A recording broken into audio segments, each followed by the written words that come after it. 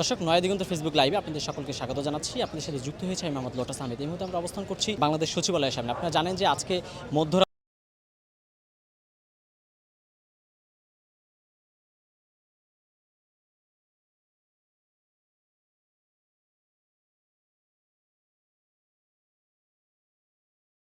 পড়ে, তবে এখন বেলা 11টা 40 বাজলেও সচিবালয় এলাকার পরিবেশ কিন্তু একেবারে থমথমে এবং যে 7 নম্বর ভবনে অগ্নিসংযোগের ঘটনা ঘটেছে সেই ভবনের মূল গেটগুলো কিন্তু একেবারে বন্ধ করে দেওয়া হয়েছে।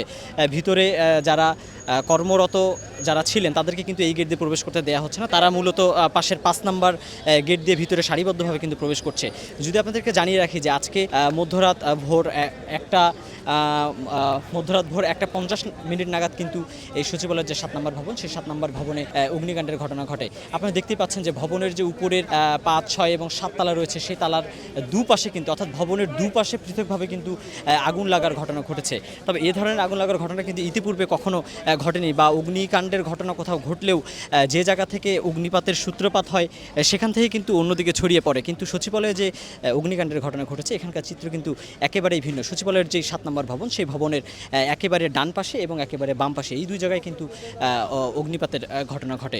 আমরা এখানে আজকে দিনের বেলাতে কিন্তু সচিবালয়ের বিভিন্ন কর্মকর্তা কর্মচারী সহ উৎসুক জনতা এবং প্রত্যক্ষদর্শী যারা রয়েছেন তাদের সাথে কথা বলার চেষ্টা করেছি। তারা যেমনটি জানিয়েছেন যে সচিবালয়ের এখানে এই যে 7 নম্বর ভবন এই 7 নম্বর ভবনে কিন্তু বেশ কয়েকটি মন্ত্রণালয় বিভাগ এবং অধিদপ্তর রয়েছে। তো এই সব মন্ত্রণালয়ে কিন্তু বেশ কিছু গুরুত্বপূর্ণ নথি থাকতে পারে। এই ধরনের নথি মূলত ধ্বংস করে দেওয়ার জন্য পরিকল্পিতভাবে একটি অগ্নিকাণ্ডের ঘটনা হয়ে থাকতে পারে কিন্তু মনে করেন এখানকার যে সচেতন মহল রয়েছেন বা সচিবালয়ের যেসব কর্মকর্তা কর্মচারীরা রয়েছেন তারা। আমি যদি আপনাকে একটু জানিয়ে রাখি যে আজকে ভোর 5টা নাগাদ কিন্তু ফায়ার সার্ভিসের যে ডিজি তিনি গণমাধ্যমের সাথে কথা বলেছেন। তিনি যেমনটি বলেছেন যে প্রাথমিকভাবে তারা ধারণা করছেন যে এই বৈদ্যুতিক শর্ট সার্কিট থেকে এই অগ্নিপাতের সূত্রপাত হতে পারে। এর কিছুক্ষণ পরে কিন্তু স্বরাষ্ট্র উপদেষ্টা তিনি ঘটনাস্থল পরিদর্শন করেছেন। বেলা 8টা নাগাদ স্বরাষ্ট্র উপদেষ্টা সাংবাদিকদের সাথে কথা বলেন। তিনি যেমনটি জানিয়েছেন যে এই ঘটনা আসলে কীভাবে ঘটেছে এটি এখনই বলা সম্ভব নয়। তবে তিনি বলেছেন যে এই ঘটনার সুষ্ঠু তদন্তের জন্য একটি কঠিন তদন্ত কমিটি গঠন করা হবে এবং এই তদন্ত কমিটি গঠন করার জন্য কিন্তু ইতিমধ্যে মন্ত্রিপরিষদ সচিব এবং স্বরাষ্ট্র সচিবকে নির্দেশনা দেওয়া হয়েছে, এমনটি কিন্তু স্বরাষ্ট্র উপদেষ্টা সাংবাদিকদেরকে জানিয়েছিলেন। আপনাদেরকে যদি আমি আরেকটু জানিয়ে রাখি যে এখন থেকে 20 মিনিট আগেই কিন্তু পুলিশের যে মহাপরিদর্শক তিনি এবং ঢাকা মেট্রোপলিটন পুলিশের যে কমিশনার এই দুই পুলিশ কর্মকর্তা কিন্তু ঘটনাস্থল পরিদর্শন করেছেন। এছাড়াও দফায় দফায় কিন্তু পুলিশ র্যাবসহ বিভিন্ন আইনশৃঙ্খলা বাহিনী এবং বিভিন্ন মন্ত্রণালয়ের যেসব ঊর্ধ্বতন কর্মকর্তারা রয়েছেন তারা কিন্তু ঘটনাস্থল পরিদর্শনে এসেছেন। আপনাদেরকে যদি জানিয়ে রাখি যে অন্তর্বর্তীকালীন সরকার গঠন হওয়ার পরে বৈষম্য বিরোধী ছাত্র আন্দোলনের দুজন সমন্বয়ককে কিন্তু উপদেষ্টা হিসেবে নিয়োগ দেওয়া হয়েছে। এই দুজন উপদেষ্টাও কিন্তু যেই ভবনটিতে অগ্নিকাণ্ডের ঘটনা ঘটেছে এখানেই তাদের অফিস, তারা কিন্তু এখানেই তাদের নিয়মিত অফিস করতেন।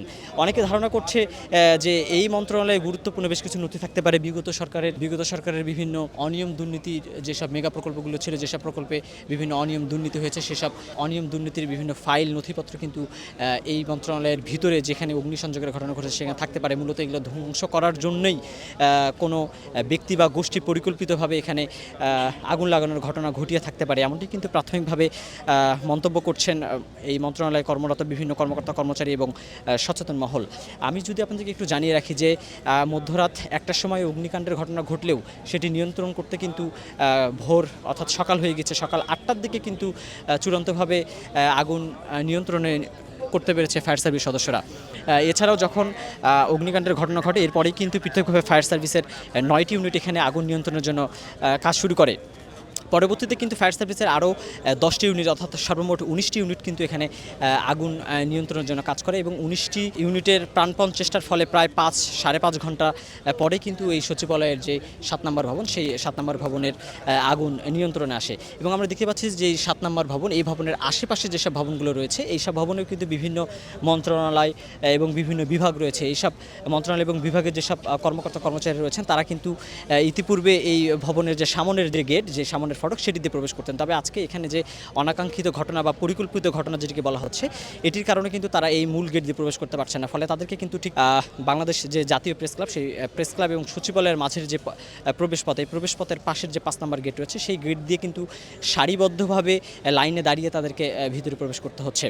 তো দর্শক, আপনাদেরকে যেমনটি বলছিলাম যে আমরা কিন্তু এখন পর্যন্ত দেখতে পাচ্ছি যে এই সচিবালয়ের সামনের যে এলাকায়, সেই এলাকায় কিন্তু নিয়ন্ত্রণ নিয়েছে police, border guard Bangladesh, rapid action battalion, RAB সহ আমরা নৌবাহিনীর সদস্যদেরকেও এখানে দেখেছি। এখন পর্যন্ত কিন্তু সচিবালয়ের সামনের যে পরিবেশ, এটি কিন্তু একটি থমথমে পরিবেশ বিরাজ করছে। এখন পর্যন্ত এই ছিল সচিবালয়ের সামনে থেকে অগ্নিকাণ্ডের সর্বশেষ।